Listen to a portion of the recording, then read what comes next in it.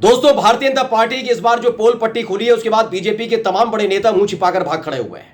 एक राज्य से दूसरे राज्य और दूसरे राज्य से तीसरे राज्य में जिस तरह से हार का सामना करना पड़ रहा है, उसके बाद वही पुराना फॉर्मूला आजमाया जा रहा है, वही हथकंडे चले जा रहे हैं। विपक्षी पार्टी के नेता, विधायक, सांसदों को तोड़ा जा रहा है, डराया धमकाया जा रहा है, और उसके एवज में उनको अपने साथ लाकर जो विपक्षी पार्टी की सरकार बनी हुई है उसे गिराकर अपनी सरकार बनाई जा रही है।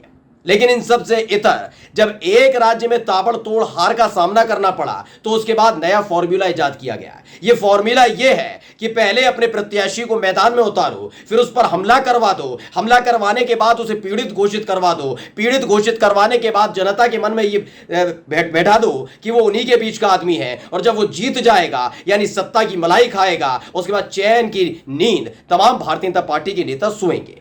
लेकिन यही इनका खेल बिगड़ गया है कि जिस प्रत्याशी पर हमला करवाया गया था उस प्रत्याशी पर हमला करने वाले ने पोल पट्टी खोल दी है कि कैसे बीजेपी के एक नेता के कहने पर उन्होंने बीजेपी के प्रत्याशी पर हमला बोला था, जिसके बाद अब सारे के सारे भारतीय जनता पार्टी के धुरंधर नेता मुंह छिपाकर भाग खड़े हुए।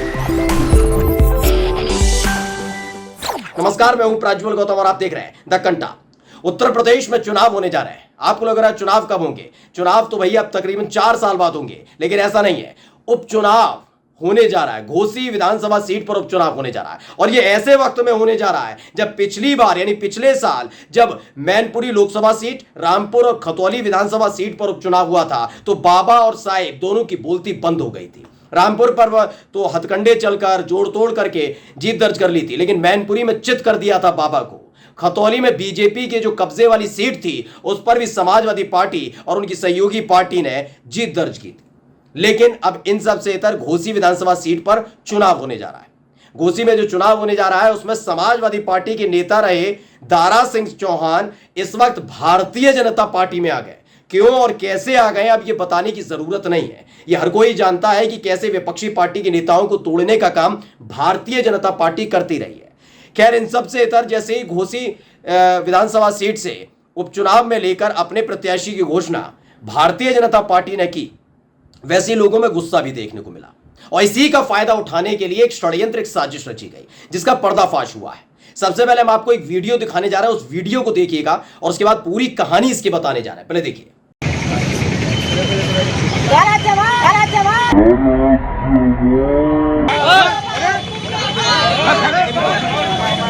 दरअसल जिस सज्जन को भी आपने देखा था ना, यह है दारा सिंह चौहान। ये कभी समाजवादी पार्टी के नेता हुआ करते थे। अखिलेश यादव की बदौलत और उनके आशीर्वाद की बदौलत सियासत और सत्ता दोनों की मौज उड़ाते रहे, लेकिन जैसे ही मौका आया तो उन्होंने भारतीय जनता पार्टी का दामन थाम लिया। अब इन्हें डराया गया, धमकाया गया, ये अपनी स्वेच्छा से गए, ये इन पर निर्भर है, क्योंकि किस तरीके से ये हथकंडे चले जाते बीजेपी की तरफ से ये बताने की जरूरत नहीं है। कि फिलहाल ये दारा सिंह चौहान घोसी में जो विधानसभा का चुनाव होने जा रहा है, उपचुनाव होने जा रहा है, उसमें बीजेपी का चेहरा है। ये जैसे ही वहां पर पहुंचे थे यानी घोसी में पहुंचे थे, पहली बार तो मुट्ठी भर बीजेपी के नेता इनका स्वागत करने पहुंचे। कुल मिलाकर आधा दर्जन लोग होंगे, मान भी लीजिए, चलिए 7-8 लोग थे, उनमें से भी 2 गनर थे, यानी कुल मिलाकर आधा दर्जन लोग इनका स्वागत करने पहुंचे।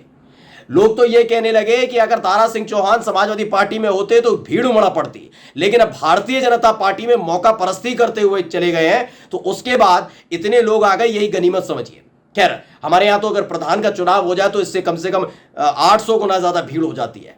पार्षद के चुनाव में भी इससे ज्यादा भीड़ देखने को मिलती है जितनी दारा सिंह चौहान, जो भारतीय जनता पार्टी के घोसी विधानसभा सीट पर उपचुनाव होने जा रहा है, उसके प्रत्याशी हैं, इनके स्वागत के लिए उमरे थे। वो कहां, दिल्ली विल्ली की बात नहीं कर रहे हैं, लखनऊ की नहीं, घोसी पहुंचे थे, जहां दारा सिंह चौहान का एक लंबा चौड़ा कद है, उनको लोग जानते हैं, सियासत से पहचानते हैं, वहां अपनी सियासत की शुरुआत की और वहीं से सियासत करते रहे। उसके बावजूद केवल 6-7 लोग स्वागत करने पहुंचे, फूल मालाएं पहनाई गई। इसी दौरान एक आदमी वहां पर पहुंचता है, उसका चेहरा नहीं दिखाया गया इस वीडियो में, केवल उसने जो वीडियो बना रहा था उसने केवल और केवल फोकस किया दारा सिंह चौहान पर, और एक हमलावर वहां पर आया, कहा गया जैसा कथित तौर पर एक हमलावर वहां पर आता है, मुंह पर इनके स्याही फेंकता है और आराम से बहुत तल्लीनता के साथ चला जाता है, और उसके पीछे और लोग नहीं भागते, सिर्फ इन्हीं का एक गनर जो इनकी सुरक्षा में लगा था वो भी थोड़ी देर देखता है कि तमाशा चल रहा है, उसके बाद भागता है। पहले वीडियो एक बार दोबारा गौर से देखिएगा, जो मैंने चीजें बताई हैं उन पर गौर करिएगा कि अभी तक हमलावर का चेहरा दिखाया नहीं गया था इस वीडियो में, यानी जो वीडियो बना रहा था उसमें भी कोई हड़कंप नहीं मचा था। पहले वीडियो देखिए।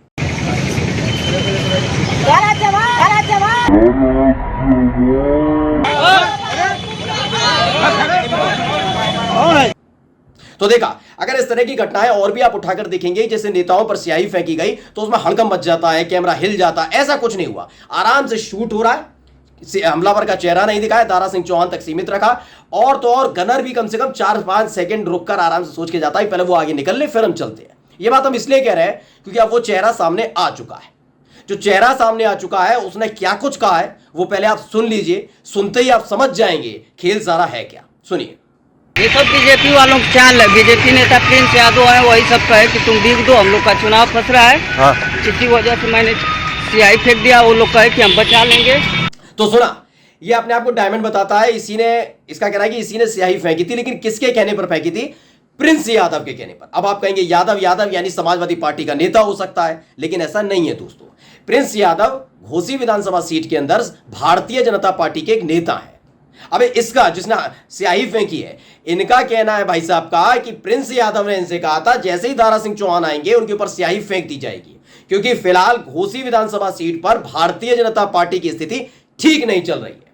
और माहौल बनाने के लिए, भारतीय जनता पार्टी के प्रत्याशी को पीड़ित दिखाने के लिए और जो भावनाओं से खेलने की कोशिश लगातार बीजेपी करती रही है, वही हथकंडा यहां चला गया है कि देखिए कैसे हमला करवाते हैं। और किससे करवाया? फिर देख लीजिए, यादव से हमला करवाया, जिससे पूरे का पूरा कहानी समाजवादी पार्टी की तरफ मुड़ जाए कि समाजवादी पार्टी की जो कार्यकर्ता नेता वो गुंडागर्दी करते हैं। लेकिन जैसे ही पोल खुली उसके बाद बीजेपी का कोई नेता इस पर सफाई देने नहीं आ रहा, क्योंकि पोल पट्टी उसी ने खोल दी जिसने स्याही फेंकी थी। सोचिए अगर स्याही फेंकने वाला नहीं मिलता तो क्या होता। इस वीडियो को रणवीर सिंह ने ट्वीट किया। उन्होंने लिखा कि रणवीर सिंह पत्रकार है, उन्होंने ट्वीट किया, लिखा है कल आपने देखा कि यूपी में एक बीजेपी उम्मीदवार पर स्याही फेंकी गई। आज स्याही फेंकने वाला थाने में सरेंडर करने पहुंचा। स्याही फेंकने वाला बोला बीजेपी नेता ने स्याही फेंकने को कहा था, बताया कि चुनाव फंस रहा है, स्याही फेंक दो। लेकिन अब जिस तरीके से इनका हथकंडा खोल गया उसके बाद अभी इनमें से कोई बोलने के लिए तैयार नहीं है। ये बहुत कहते हैं ना, विश्व की सबसे बड़ी पार्टी, दुनिया की सबसे बड़ी पार्टी, देश की सबसे बड़ी पार्टी, इतने मेंबर, मिस कॉल, ये वो अंट शंट बोलते रहते हैं, लेकिन इनके पास अब कुछ बताने के लिए बचा नहीं है। जनता समझ चुकी है। एक तरफ वो साहेब हैं जो भाषण देते देते, लाल किले की प्राचीर से भाषण देते देते अटक रहे हैं, भटक रहे हैं, इधर उधर जा रहे हैं। यानी साफ है कि उनमें भी कॉन्फिडेंस की कमी है। उनको भी पूरा पता है कि जब विपक्षी मोर्चा इंडिया नाम से धरातल पर उतरेगा और मैदान में उतरकर जब इन्हें चुनौती देगा तो इनकी हालत खस्ता हो सकती है। तो पूरी तरह से कॉन्फिडेंस लूज नजर आ रहा है। वहीं स्थानीय स्तर के नेता समझ नहीं पा रहे हैं चुनाव कैसे जीता जाए, तो ये रणनीति अपनाई गई। ये इस तरह से भावनाओं से खेलने की कोशिश की गई। अब अंदाजा लगाइए, गलती से ये हमलावर खुद सामने नहीं आता जिसने स्याही फेंकी थी। हमलावर इसलिए कह रहे हैं बार बार कि स्याही फेंकना भी एक हमले की भूमिका में माना जाता है। तो अगर ये आदमी सामने नहीं आता तो ये सारी चीजें निकलती कैसे? ये नहीं बताता कि बीजेपी नेता प्रिंस यादव ने ये सब कहा था तो कैसे होता। एक अशरफ हुसैन है जो इसने पूरी बात बोली, वही लिखा है उन्होंने कहा बीजेपी प्रत्याशी पर फेंकी स्याही। उत्तर प्रदेश के जिला मऊ में बीजेपी विधानसभा प्रत्याशी दारा सिंह चौहान के ऊपर काली स्याही फेंकी गई। स्याही फेंकने वाला अभिमन्यु यादव यानी इसे जोड़ दिया था समाजवादी पार्टी से। स्याही फेंकने वाला अभिमन्यु यादव ने थाने में सरेंडर करते वक्त कहा बीजेपी नेता प्रिंस यादव ने कहा था हम लोगों का चुनाव फंस रहा है, इसी वजह से मैंने स्याही फेंक दिया। उन्होंने कहा था कि हम तुम्हें बचा लेंगे। अभी सरेंडर करने पहुंच चुका है। वो बात अलग है कि पुलिस क्या कार्रवाई करती है, कैसे कार्रवाई करती है, क्योंकि बीजेपी की सरकार है उत्तर प्रदेश के अंदर।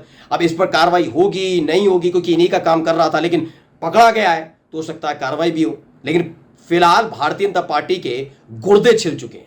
नमस्कार।